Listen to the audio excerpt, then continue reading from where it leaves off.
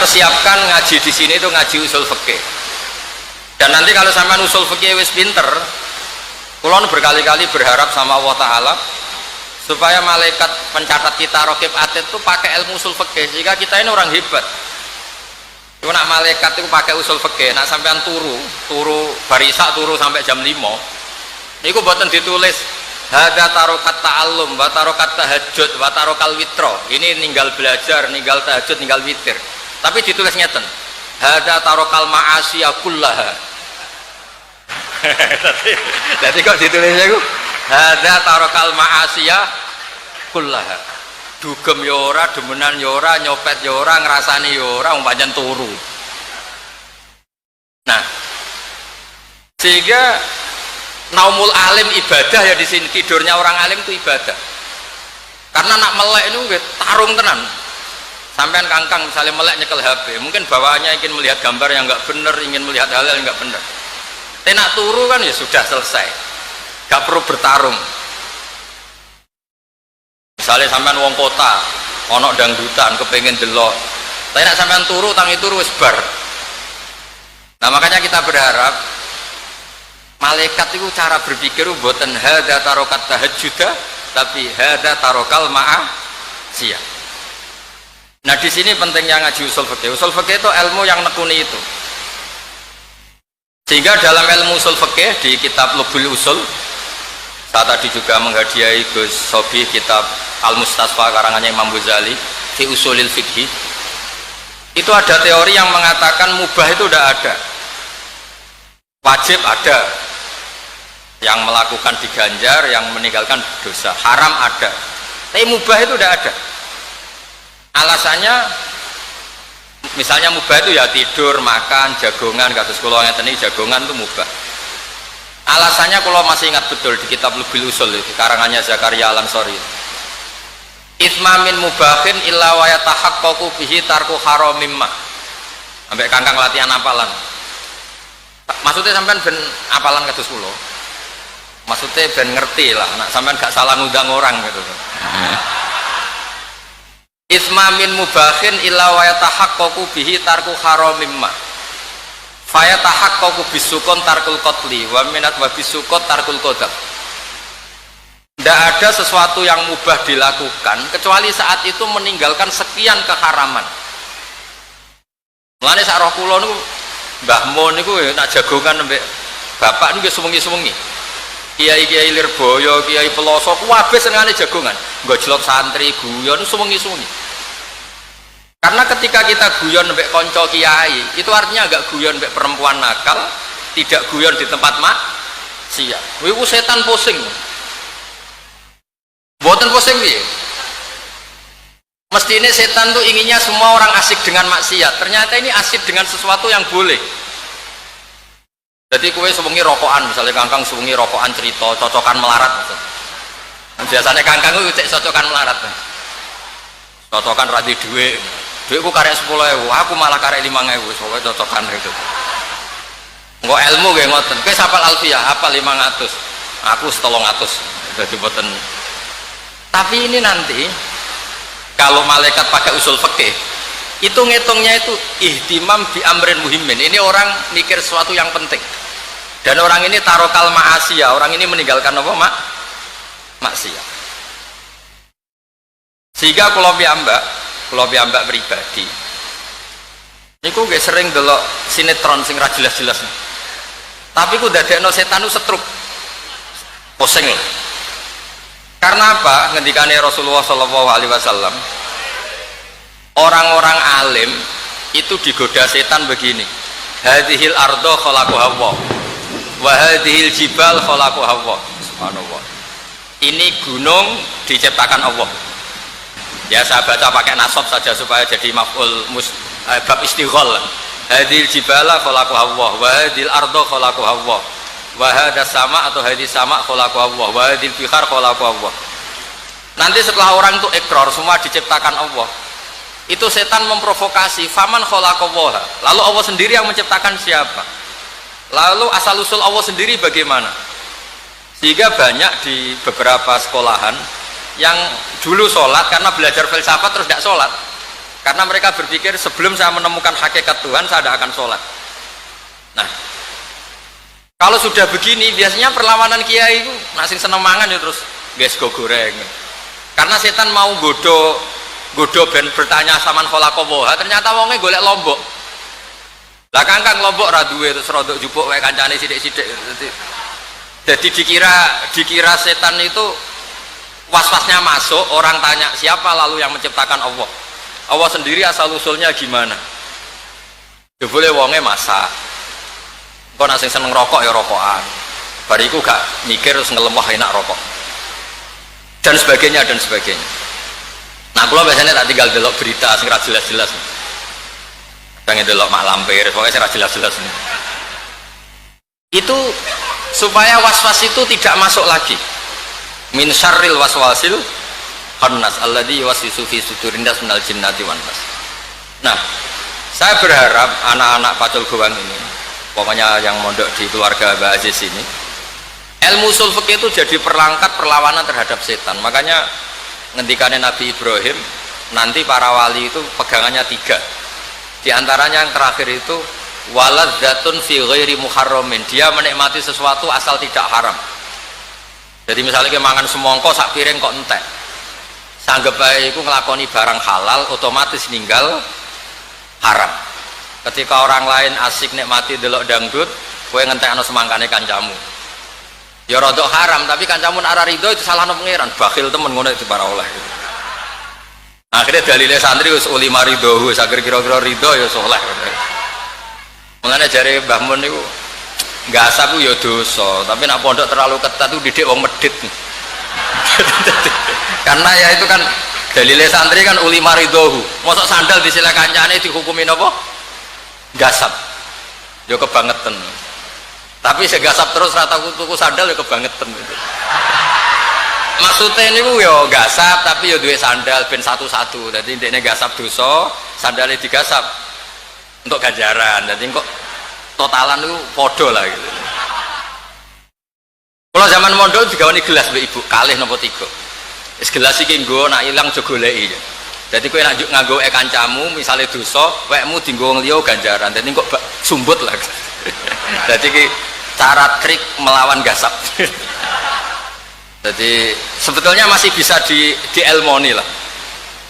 Nah, tapi kalau ilmu usul fikih ini hilang di kota itu sering kalau ditakoki, Gus kiai pegawainya kok guyon gejlok-gejlokan. Lho kiai ngempet kepengen rawayah ya perjuangan. Akhirnya mau bakas tok tapi rapati wani kan ngoten. Lho wong liya kepengen delok film ketemu delok dangdut. Ustaz juga manusia. Perlawanannya ya guyon gejlok-gejlokan. Kayak kula mek Gus Muid itu gejlok-gejlokan. Akhirnya kan lali. Ujug-ujug wis esuk, dangdutane wis bar kan. Jadi lah itu usul fikih. Jadi usul fikih itu banyak ulama yang mengatakan mubah itu tidak ada.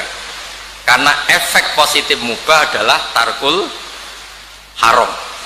Nah sekarang tarkul haram itu wajib apa sunat? Wajib, berarti fal mubah wajib. Lah nak turu iku mubah berarti turu wajib. Wah ya perkara iki. Wah ya ribet apa ndak diatur ngono ya ribet. Nak bandingane maksiat lho nggih, nak bandingane. Tapi nak diwalik turu iku haram. Pondok duwe jam wajib. Lah nak turu berarti tarkul wajib, berarti turu haram. Jadi turune kangkang ya imma wajib wa imma haram. Cara berpikir tadi, nguwayahi bojone blonjo kok sing lanang turu, berarti tarkul wajib. Paham ya? Wae dangdutan kok turu, berarti tarkul haram. Nah, saya berharap ilmu usul fikih seperti ini itu akan mengawal kita untuk menjadi Islam yang ahlul ilmi. Lalu kalau cek emot niki cerita ya, agak serius. Mbah Maimun Zubair guru kula, guru kita semua. Niku akrab mbek tiang nasionalis. Termasuk akrab mbek Bu Megawati. Ketika tak tanya, sebelum saya tanya beliau memberi penjelasan. Ya seneng Indonesia wis penting rukun. kumpul wong macam-macam rapopo ya, wong rokan kumpul macam-macam rapopo. Bukan menghalalkan masalah pakaiannya ndak. Sementing rukun. Nak rukun itu dosane itu gak tarkul, gak sabkut dima. Pokoknya nak rukun itu dosane gak sampai qatlul mukmin. Tapi nak Indonesia gak rukun, dosane itu qatlul mukmin. Maksudnya kalau Indonesia ndak rukun itu dosane itu saling bunuh. Nah, tapi nak rukun senajan to rapati ideal teman-teman iki wis ngono-ngono tok dosane. Jadi ternyata itu ada perhitungannya. Paham tak yang kula maksud itu? Terus kamu jangan melihat wiki kiai pancanan wong abangan misalnya seperti itu. Jangan seperti itu. Semua kiai itu punya ikhtiar supaya kita ini umpama dosa ya sampai dosa sing level atas lah. Misalnya asyirku billah, qatlul mukmin ini dosa-dosa level napa? Atas. Nah caranya tidak ada qatlul mukmin gimana? Ya kita harus rukun, menerima kemajmukan Indonesia, menerima kebinekaan, menerima seperti ini. Tapi beliau-beliau cara melakukan tuh santai, kayak gak ada apa-apa. Makanya kalau suwun santri-santri ketika melihat Mbah Aziz berpolitik, Mbah Mun berpolitik, banyak kiai-kiai berpolitik, itu anggap saja seni merebut kekuasaan dengan cara yang tidak safkut dima. Dulu nak ono dalang kok bojone ayu, niku ora usah ngerayu, ayo adu tarung, sing menang untuk bojo ayu. Tarung, kok sing kalah ya bojone dipek. Kerajaan juga gitu, tuarung, sing kalah bojone dipek, kerajaannya dipek. Nah sekarang itu kan enggak, untuk merebut kekuasaan itu berpolitik, meskipun ya kalau untuk bodoni sidik-sidik, kadang-kadang sering ngerara lah, pokoknya. Tapi yang penting itu enggak begitu, cara merebut itu enggak seperti cerita-cerita dulu, duel terus kudu ono sing mati. Nah intinya itu ya itu usul fikih atau kaidah fikih, ya sudahlah. Apa urtukiba akhafud dororen. Nah kalau kepengen pondok mriki niku kaidahnya seperti itu. Berarti kaidah fikih ku wapal lah. Wa idza tama'a dororone urtukiba akhafuhuma. Soale darul mafasid muqaddamun ala jalbil. Iku ngelotok. Aja kok pendakape tes. Ribet. Ngaji kok pendak apa? Belajar pendak badhe napa? Kalau di konco kurang ajar, nak angger tes kabeh dijawabani tulis la ilaha illallah Muhammadur Rasulullah. Iki nganti guruku nyalahno kafir. Ya ribet. Sing wani nyalahno la ilaha illallah sinten? Berarti kabeh takoki. Mas surutu salat pira? La ilaha illallah. Wis nawakidul wudu pira ya la ilaha. Iki iku Gus, sekali gurune nyalahno kafir. Ayo ribet iki. Ya, terus guyon seperti ini dan guyon para kiai itu sebetulnya itu bacalah itu sebagai mubah sing yalzamu minhu tarkul haram, yang akibat dari itu meninggalkan haram. Wa tarkul haram wajib, berarti fal mubah wajib. Nanti juga sebaliknya sama, ketika di mubah itu kok efeknya tarkul wajib, fal mubah haram. Akhirnya semenjak ada kontrol itu, Syekh Zakaria Al-Ansori ketika narifi mubah, al-mubah min haitsu dzatub la yu'aqabu ala tarkih wa la yusabu ala fi'lih. Mubah dipandang dari itu sebagai mubah, itu memang nggak ada ganjaran, nggak ada hukuman, dipandang sebagai mubah. Tapi kalau mubah dipandang dari segi punya akibatnya, itu bisa wajib, bisa haram. Kalau sampean mondok ngeten iki kan ya ora mesti pinter. Tapi kan gugoro kewajiban. Kon golek ilmu ya golek, ora ketemu lah sing wajib iku golek. Kula nate didalili santri kula niku ya ribet. Man salaka tariqan yaltamisu fihi ilman. Iku Gus Bah gak mlebu mergo wis gak golek ilmu, wis entuk. Sing tok janji itu sing cek golek-golek. Makanya kadang santri mlebune swarga ya dhisik ambek kiyaine dhisik santrine. Mergo santri jek yaltamisu fihi ilman. Sementara kiai wis yajidu ilman. Iku ora ana hadise, sing ana hadise yaltamisu fihi ilman, sing yajidu ndak. Berarti santri mbek kiai mlebune swarga dhisik ndi? Dhisik santri karena yaltamisu fihi ilman.